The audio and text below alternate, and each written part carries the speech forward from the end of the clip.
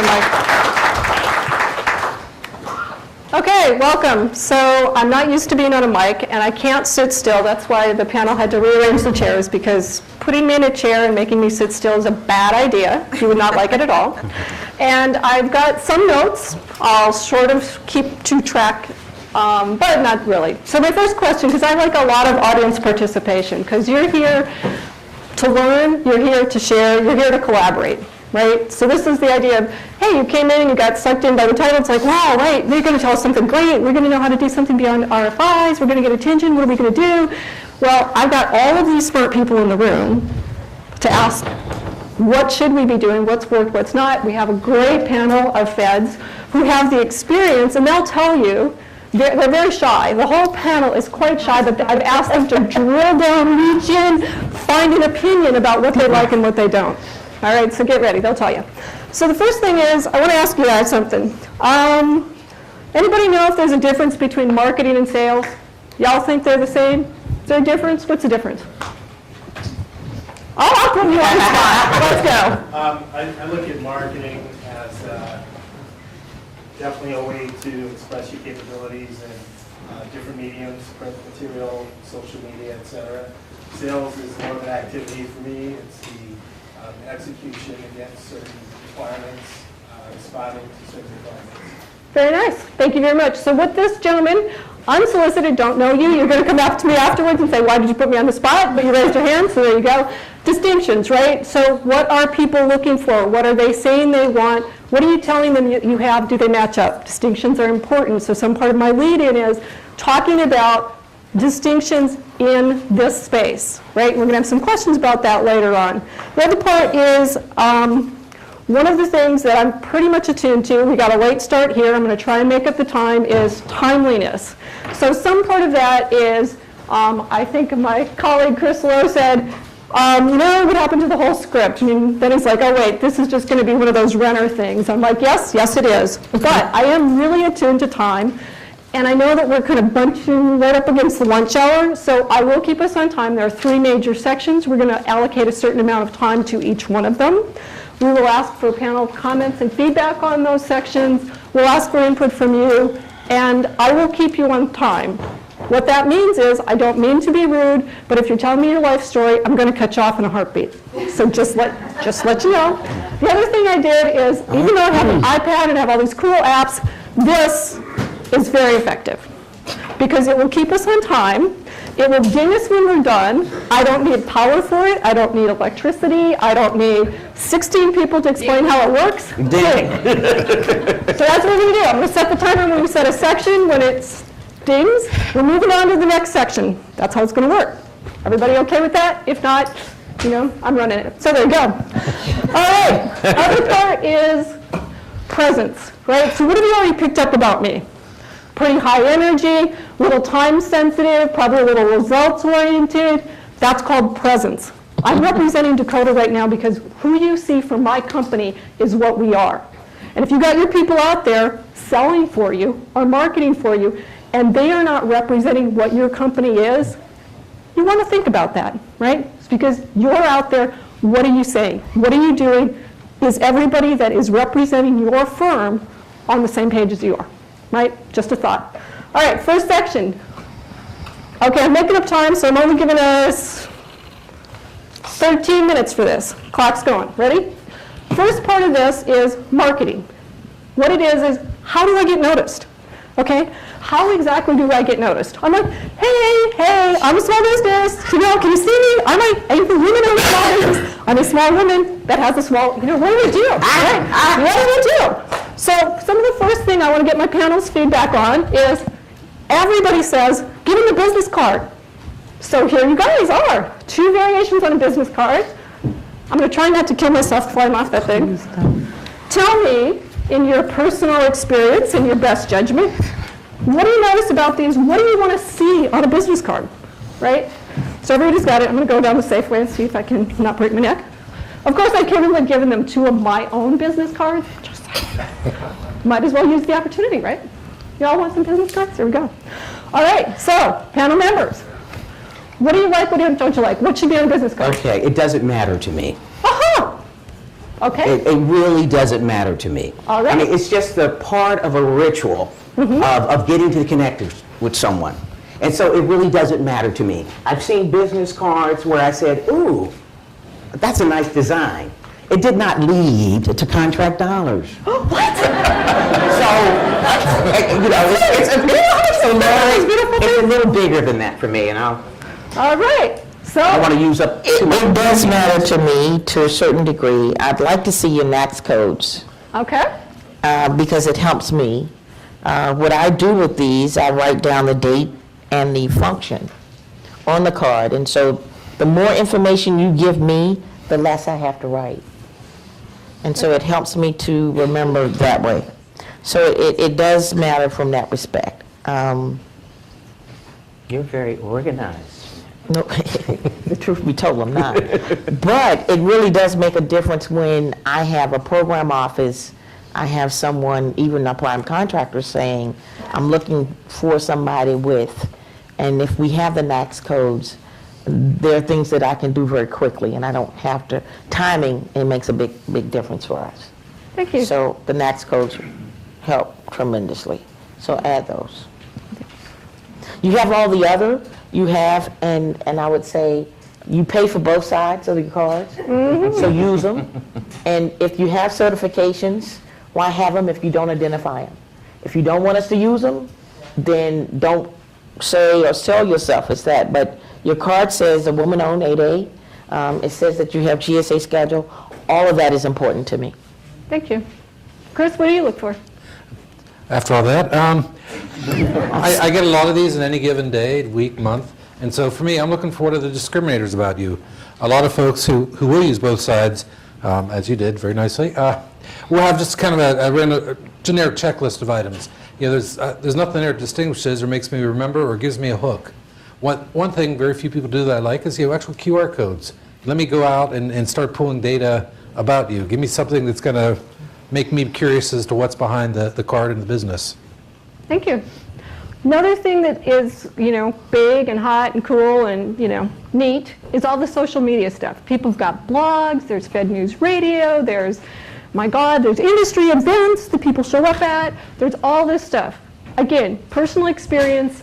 Talk to me, talk to us about what do you find effective? If you're trying to, get noticed, what works, what doesn't. So I'm going to, because I reverse the order. Okay.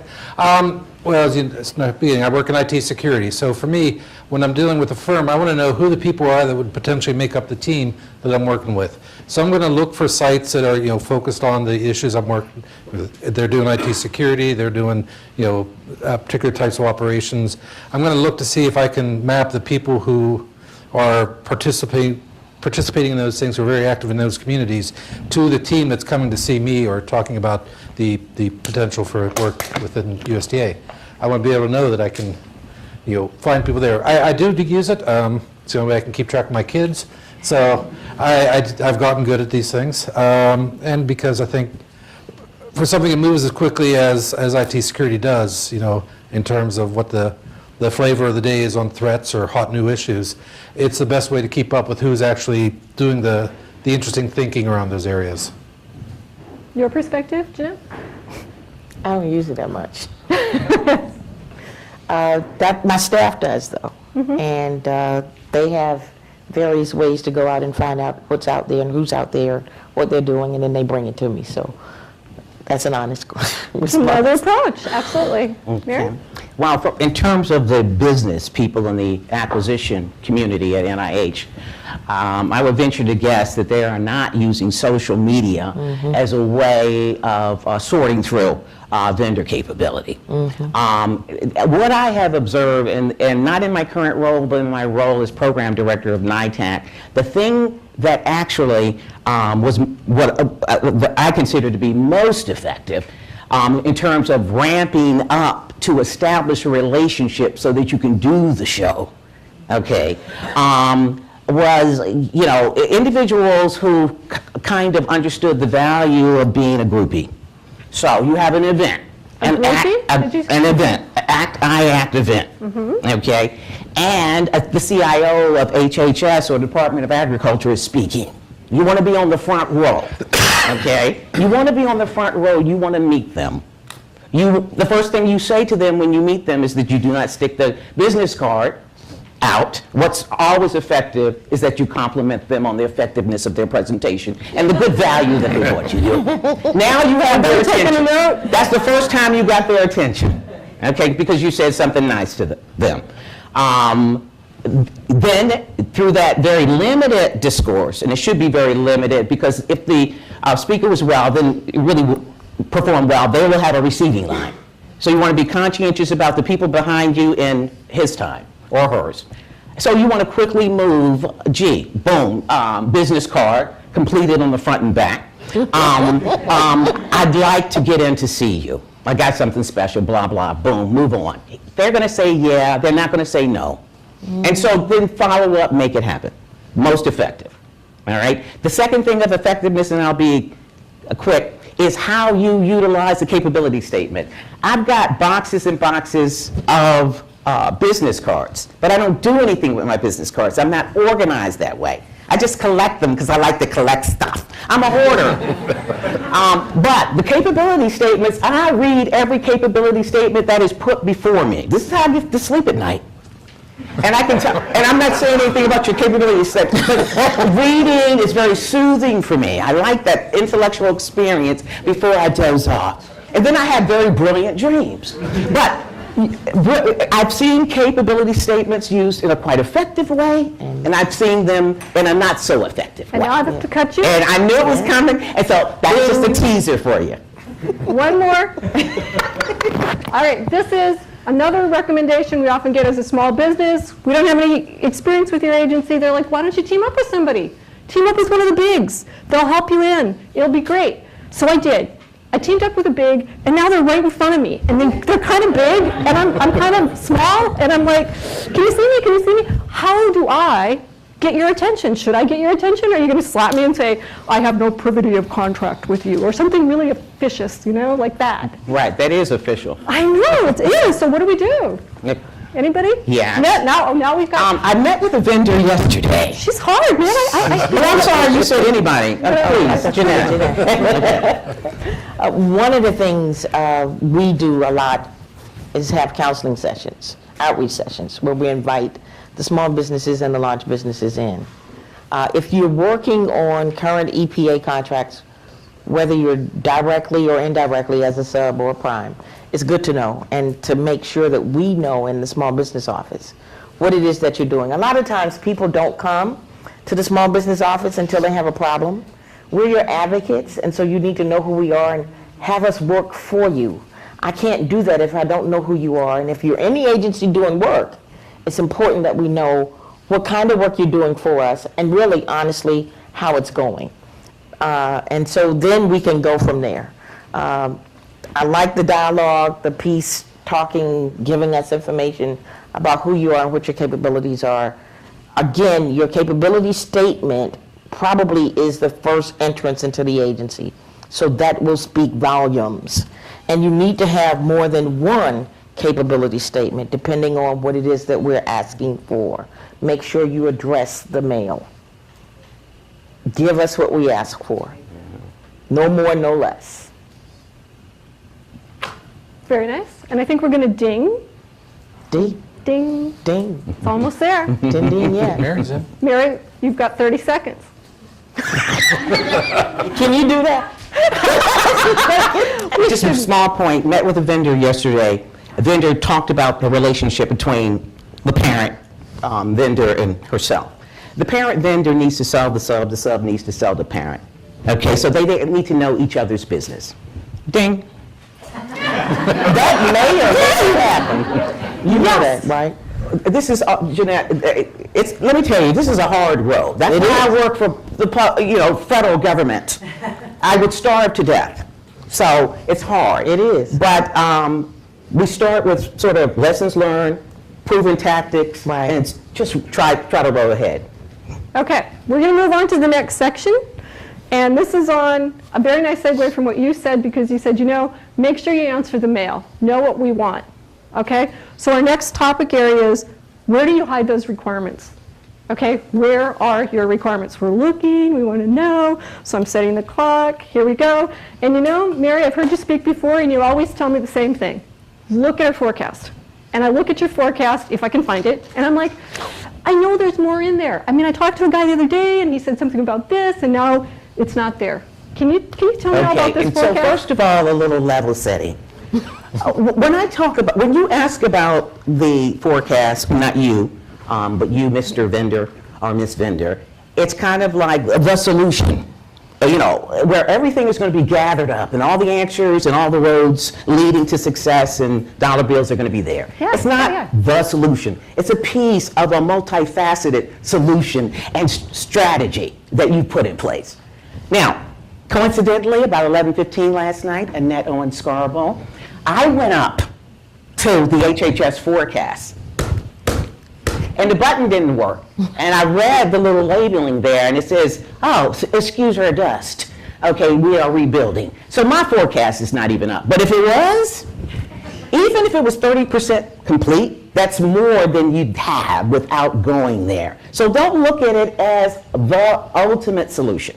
Okay? It's not. It's a piece of the solution. But whatever piece of the solution, percentage-wise, that you've got, there's good, rich data there on planning. Even if it's not that project is dead, already awarded, you're getting some sense of what the entity is focusing on. You're getting some sense of who the buyers are. There's information that's there that you build upon. Thank you. Any other comments about where you might hide your requirements? From an EPA perspective, you need to go to the EPA website, the Office of Acquisition Management. It's epa.gov/OAM. And there you will find a portal where current opportunities are. And sometimes you will find some things that may not be listed in the forecast. So you need to go there as well. And I would also say, read that forecast to have an idea of what it is that we're doing. But also the agency website, everything now is on the website. The program perspective, where the agency is as a whole, our 5-year plan in terms of planning where the agency is. Also know what's going on politically in the agency in terms of now we're having transition, new administrators, new secretaries. There's going to be a shift in direction in terms of what they're going to be pushing for the next 4 years. You need to know that, because what may have been in the forecast 2 months ago may not be relevant the next time around. In addition to that, given the current budget situation, know what programs have been cut. Also know our procurement cycle at EPA. It may take us about 18 months to make an award. So you need to know that. If you go to the forecast and you're 12 months out, you're too late. Do your homework. Know my agency. Know what it is I buy. Know what it is that we specialize in. How many of you all know EPA is an emergency responder? We help save lives. We do. Almost every disaster, EPA is called. A lot of people don't know that. Do your homework. And so, I'll stop. You want to add? No, that was all excellent. I think the only piece I'd add to that is, you know, there is a great customer service provided by our Inspector General, who is not at all shy about outlining all the deficiencies they see in our program. And it is axiomatic, the stronger the language that's in that report, the stronger the response is going to be from our administration and our staff on what we should be focusing on. So again, if it may have been predicted as a forecasted that there's a requirement in one area, most times the OIG findings will trump that. And that's a great source to know what are the things that are really keeping us up at night. Question for the audience. I think Joe mentioned it in this morning's conversation. SBA did a panel, a short pilot program called RFP Easy. Show of hands, how many of you guys knew about that before Joe mentioned it this morning? Great. Okay. How many people used it? The first thought. Okay. So for those of you that weren't familiar with it, it was the kind of in response to the question, like, does it have to be this hard? Okay. Isn't there an easier way that the government could somehow ask for what they want, and we could deliver it as opposed to doing in-depth, long, weighty proposals, which we all love to do, right? Everybody loves proposal season, which is always. So question for you, Chris. That was a pilot project. It basically looked at web services because they restricted it down. For those types of things that you do, is there a use for this? Can you see how it might what value you might put on it? Yeah, to be fair, in full disclosure, I did not know about it. But I like the model of it. I think the real challenge would be that we'd have to get our requirements, cleanly written. Three fields to fill in as a response means you're not going to just say, do FSMA, But if we on the government side can come up with a clean set of requirements and be very explicit, I think it'd be a great way to shorten up the cycle. Present. I think my timer broke. It stopped talking to me. It didn't ding. It didn't ding. It just got quiet. You have 5 minutes. All right. So on this topic of requirements and where are the requirements, did I see some interest in people asking questions of the panel? Here's your shot. Anybody got a question? Go ahead. This lady in front was raising her hand, and there's a gentleman in the back. Second row. This one and then you. I guess I have a couple of questions. One is, going back to the business cards. You're going to get a gazillion business cards today. What do you do with them? When you go back to your office, do you stack them? Do you scan them? Do you trash them? Or what? And today, our second question is, I've heard a lot about what small business does not do in terms of being prepared. So often I go in to see people, small business owners and people, and they are not prepared. And it bugs me because I've taken the time to do the work and they say, I don't know, here's some pamphlets. It's a waste of my time. So I think the same thing that you say about us, we also feel about some of your counterparts. So what can you do to help them be more prepared? To help them be more prepared. I can tell you what I can do for my organization. And I'll tell you what I'll do with my cards. Mr. Lamont Norwood on my staff is here. He handles all of, he's my post team lead and handles all of the interactions with the contractors coming in. And I will let him know if I've said, yeah, you need to come in and meet with me. He will get that meeting set up. There's another person on his staff, Mr. David Allen. Sometimes we have small sessions, brown bag sessions, where we invite 10 to 15 companies in, very limited. And we tell you to come and be open. We'll answer any question. We may have people from our program office, and we'll give you more detailed information on how to do business with EPA. But we require you to at least do your homework. Come with some requirements in mind that you're looking at so that you don't waste my time and I don't waste yours. I can't speak to people who are not prepared, but I will tell you if you were to come and I said I don't know, I think you should appreciate that because I'm not going to BS you. If I don't know, I'll tell you I don't know. I'll try to follow up to get an answer if I can. Either one of you, or is that, take another question over here. You're trying to get our attention? Yeah, I really didn't have a question. I was going to add some, if possible, some value to what Mary indicated. I am a small business specialist for the Department of Health and Human Services supporting the National Institute for Health. Many of you have been in the city. And I guess my added value is that if we don't have a forecast, which HHS does not have their forecast up at this time, is that there's the active contract list. And that active contract list can assist you because what it does is it gives you a visual of what will be in the future. It will let you know the points of contact and if there are options, what type of contract it is, and where you should go from there. And you can start at that point also. In answer to this gentleman's question back here, he and I have met. I guess I would say, what are your expectations of the folks that you go meet, and I'm assuming small business specialists that are not prepared? Because as Jeanette pointed out, When you walk in, you're walking in cold to us, and all we can do is look at your capability information and give you some direction. Now, when you come in to see me, many of you know, if you have a solicitation that you have concerns with, if I don't know the answer, I will pick up the phone right then and there and call the point of contact to see where they are. So I guess, what are your expectations to follow up to your question? We're not going there. You can have a conversation about it later.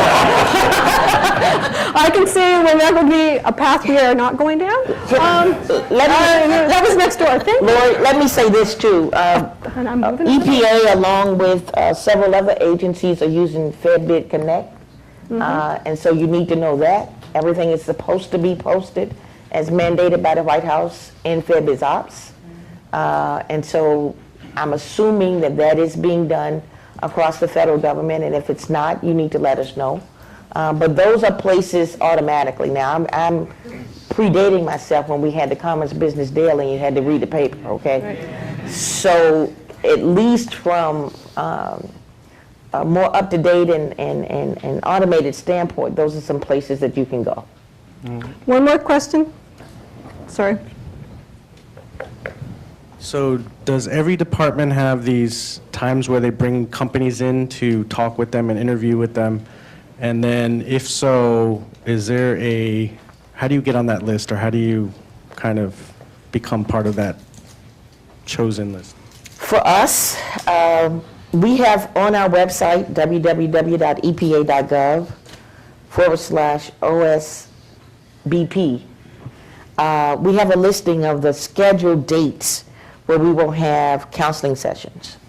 And then we will, because we want to limit the number of people that comes to our brown bag session, people that give us cards or give us capability statements, and depending on the subject matter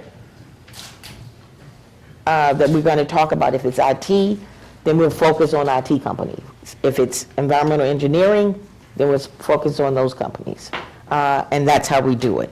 But you need to know who's in the small business office, and you need to know who your advocates are, so that when things come up, or as they come up, we can at least have you on our mailing list. We have our separate vendor profile system in addition to what the national system is. Not everybody wants to do work with EPA or business with EPA. Not everybody can. And when I go to check the main list, I may get 1,300 firms. How do I know? If you're registered in ours, then I'll look there as well, or my staff will, and we will go from there. From there, program offices, prime contractors, the contract shop will come and ask for listings, and that's what we use. Do you know the agencies work similarly, or is that? Do you want to address the broader question of how OSDW works at the department level? Right. I think that's what he's asking. Right. How many offices, how many departments? Right. So, And you so guys Annette answer. on Scarborough is in the House. She can address your question. We have had industry days trying to, tackle the whole issue of knowledge sharing. But in addition to that, there are initiatives that are flowing down from the department. Annette? Yeah, so all the department level will have OSDW offices, and they will have their own particular events and methods for doing that. The independent agencies make their own determinations about how and what. So you just would want to look that up. Do you want to answer that more fully? Yeah, can I say just one thing? It's the White House mandate that all of our, and that's agency-wide, all of the agencies' meetings are posted on FedBiz Ops. So if you can look at FedBiz Ops, you'll see any of the meetings that the federal agencies are having as far as small business are concerned. Also, the OSBU directors webpage posts events inside and outside of the Washington, D.C. area.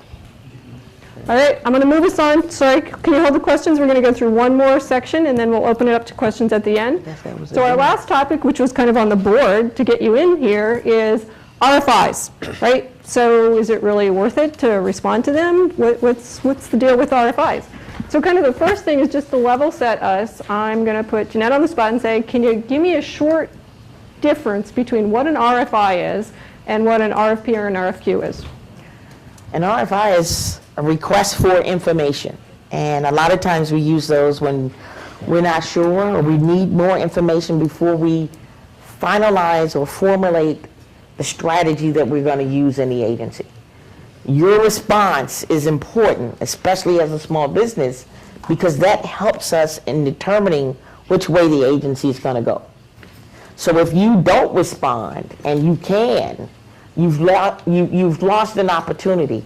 Help us in the small business office. Help you. And you're not going to get a response back from us, from an RFI.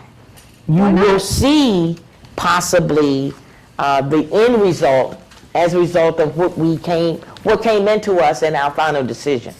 But we're not required, and we won't give you a response back on an RFI. An RFQ is request for quote. Y'all making me go way back. I haven't been in acquisitions in a long time. You're doing good, Jenny. A request for quote, where we ask you to give us, we identify goods or services, and we want you to tell us whether or not you can do it within the time frame, and you price it. We'll take a look at it and go from there. Great. So Okay. this RFP Oh, is she's on her own. Keep going. a lot bigger, a lot broader, more detailed. Pay close attention, follow the deadlines and the due dates.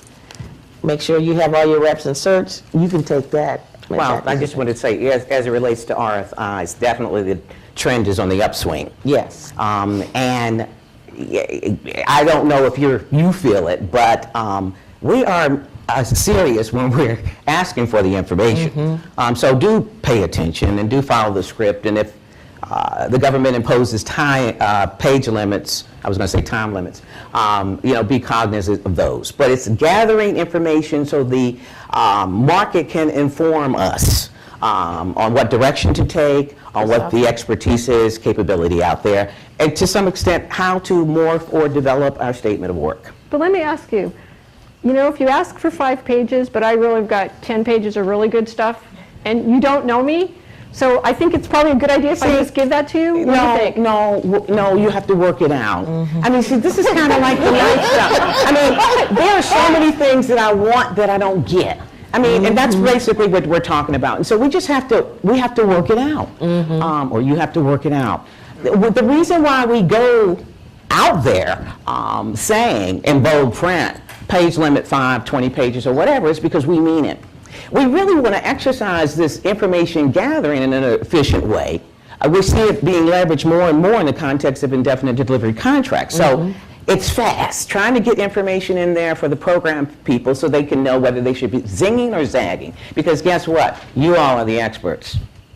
Okay. Can I ask another question? Because we kind of like try and read the tea leaves. So we think, if you put an RFI out, you really want some competition.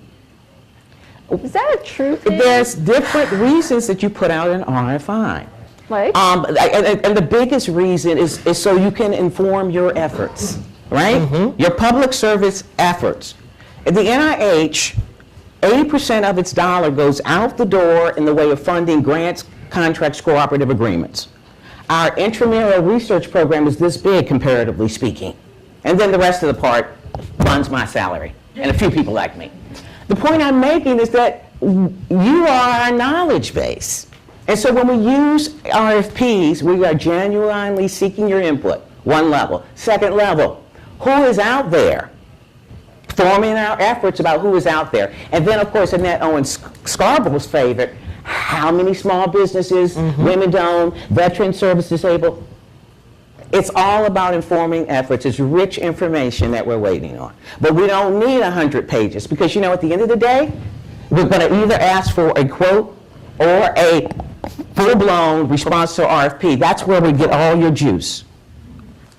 But we are not using RFIs to say, okay, who is the best? Right. We are not doing that. You're not? No. No. Now, if in fact somebody bubbles up to the top who just knocks our socks off, Then you'll call us. And if you have 20 pages and I only want 5, just say more available upon request. But give me your good stuff Oh, okay. so that I know you know what you're talking about. All right. We can do that. Chris, And, go ahead. and just the last piece, reinforcing perhaps, but from the program side especially, when we get, IT is pretty commoditized in this day and age. If we're putting out an RFI, it is because we are truly looking for a solution. It is something we don't have, existing knowledge of how to do. So we're not looking for you to compete on best price. We're not even Right. as interested in who's out there. We're truly trying to solve a problem that we've hit a wall on. Very good, Chris. Okay. Go ahead. Would it be possible for you to then, anybody on the panel, to then clarify the difference between an RFI and when you use the sources sought? So I think in the small business community, we're frequently, not just RFI, because you're right, that when I was in a large business is what capabilities do you have? My understanding of those sources sought is much more of what companies are out there that can provide a solution that we're already looking for. Is that correct? Right. That's Very right. good. And you need to respond to those as well, because that helps me make a determination. At EPA, anything over $150,000, we look at to make a determination as to whether or not it should be set aside for small. Help me get there first. And then I look at what goals I haven't met, and the only one we haven't met is HubZone. I look at who else may be out there in the other categories. And then we make a further determination as to what category other than small, or if it's only small. But if you don't respond, my program people come back and say you don't exist because you didn't respond. So you need to take the time to respond, and even possibly calling our office to say, I'm out here and I can do this work. Not just I can do the work, but here's how I can do it. Okay. Another question? Yes. You led with marketing. How do I get noticed? I think there may be a disconnect between RFIs and actually being noticed, because our perception is if we submit an RFI, it's an opportunity for us to get noticed as a small business, for us to actually match our capabilities up against something that may ultimately turn into an RFP. What I've seen, Mary, you mentioned that RFIs were on the upswing. What I've seen is these RFIs get more detailed and technical, and you're asking for our best ideas, but Jeanette, you also mentioned that you may not get back to us at all. So we're putting our best ideas into these RFIs, which sometimes is really our bread and butter. So I think his question is shortened up. How come we went on that great date and we gave you all this great stuff and the phone's not ringing? Come on. Okay. Why aren't you people calling us back? Okay, so there's no such thing as, It's not you, it's me.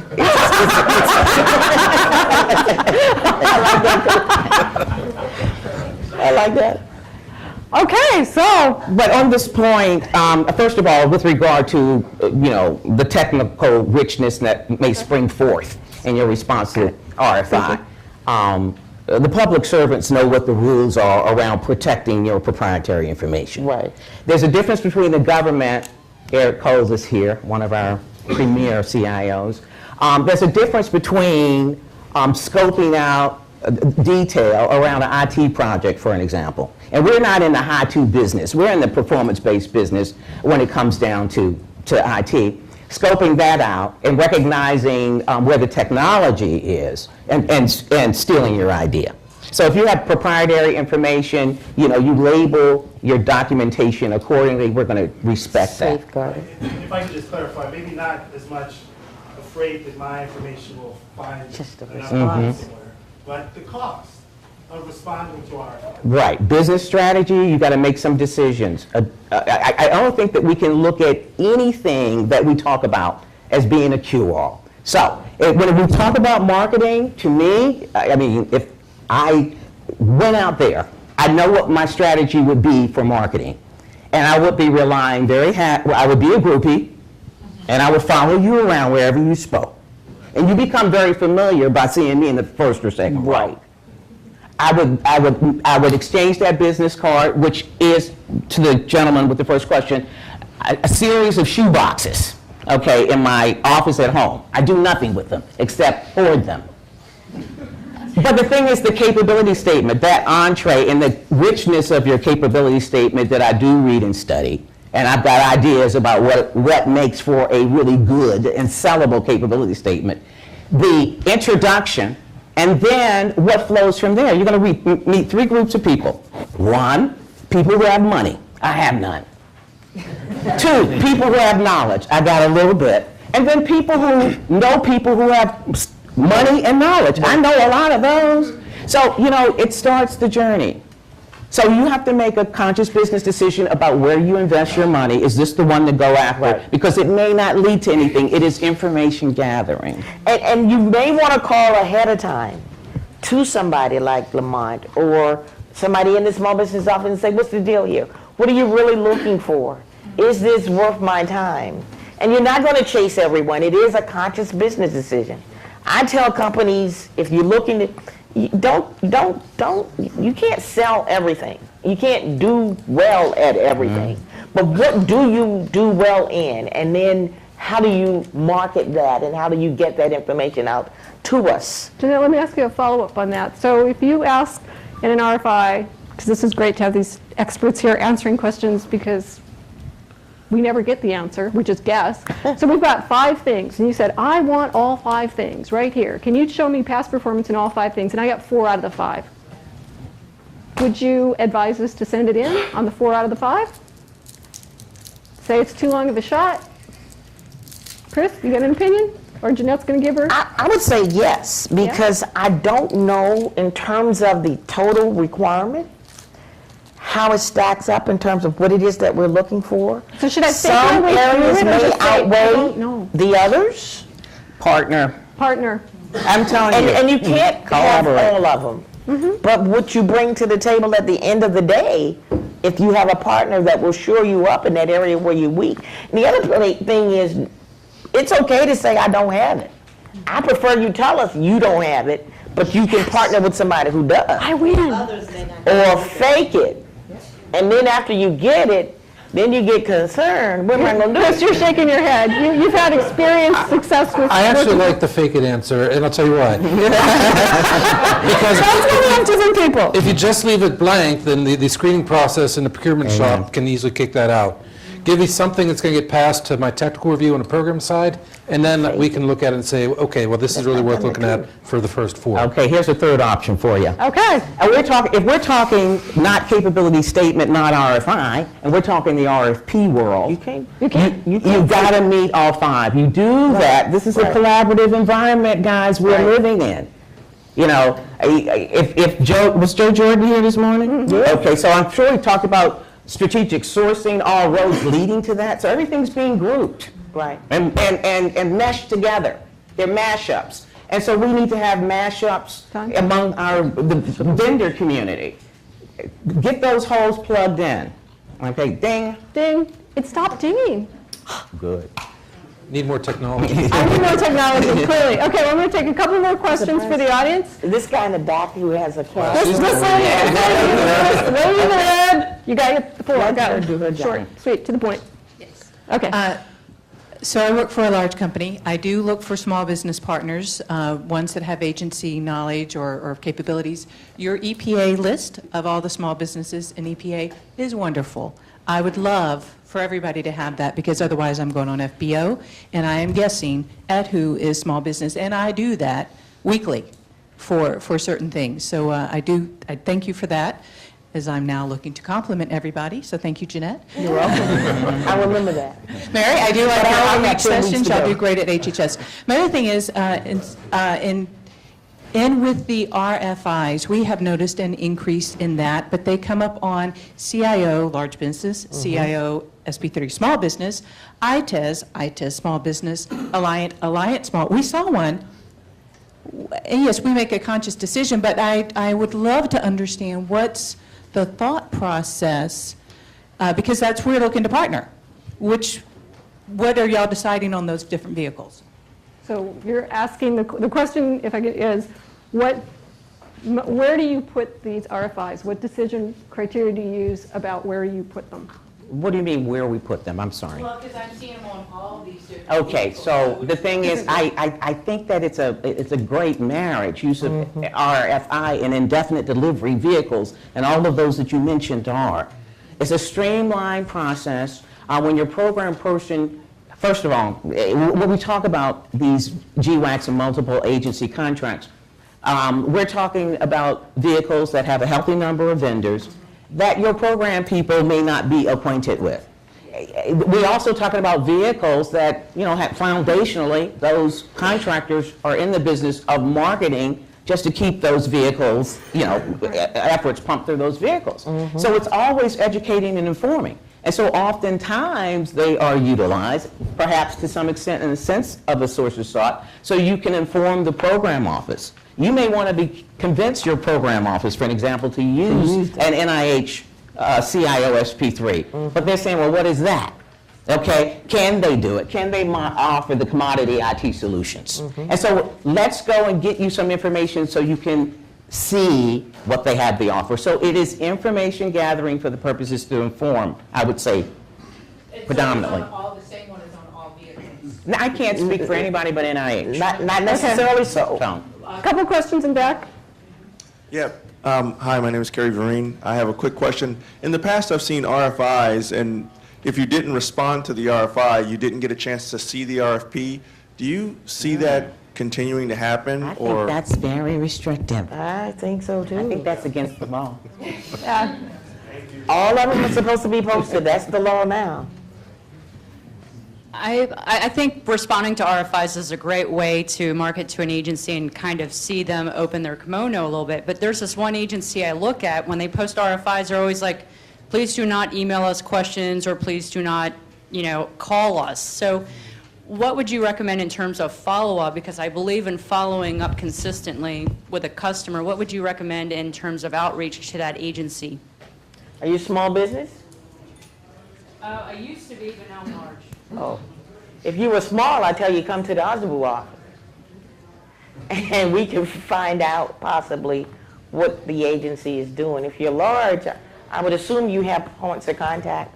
Does people know what this is? Right? Okay, so just to get us back on schedule so y'all can get your lunch, right? I wanted to give a minute or two to each one of our, well, first off, let's give a round of applause for our panel. I think they did a great job. And I want to give them probably 30 seconds each, just tell a little bit about your agency, whatever facts, figures you'd want to share with them before you mob them. So we're going to do that, and then we'll break for lunch. All right, so Chris, you want to say a little about agriculture? You want figures? Whatever you'd like to share. As of yesterday, 2,235 actions are posted on pforecast.net. Woo-hoo. So yeah, we are trying to move forward on these things. There's a lot in the press about the impacts of budget conversations, and that's hitting different parts of the department differently. Doesn't mean we're shutting down. It means it's going to affect different parts differently. Please don't take that as a reason to disengage. Great. At EPA, about 44% of our acquisitions go to small business. The only goal we have not met is Hub Zone. And let's see. Go to the website. I gave the information to find out when we're having our outreach sessions, the counseling sessions, to follow up that way. And again, if we're asking for something, give us what we ask for. Do your due diligence so that the program people, contracts people will know you know enough about us to say that you want to do business with EPA. Let's see. Lamont will be your point of contact. I have 10 weeks. She just deflected. She's like, when you mob that direction. 10 weeks to go before I retire. Nearly 35 years. So, thank you. Mary? NIH, largest research biomedical entity in the world. Very proud to be associated with it. A lot of money, as I mentioned, 80% of the dollar goes out the door in the form of contracts, grants, and cooperative agreements to get expertise from folks like you, universities, and hospitals. In the acquisition arena for 2011, we spent about $4 billion, 2012, 4.8. We will have to somehow manage around a 5.1.5% to 2% cut. It's still a lot of money. If we cut my household budget by 5%, I'd still buy a lot of suits. So don't be discouraged. Do not be discouraged. IT, big stuff at the NIH, and of course R&D is big stuff. And I would recommend that folks start thinking in the unsolicited proposal venue, because it's all about, as Chris said initially, about distinguishing yourself, better way to do it if you've got a mousetrap, a new mousetrap, okay? Thank you. Very good. Thank you very much. Thanks, you guys, been great.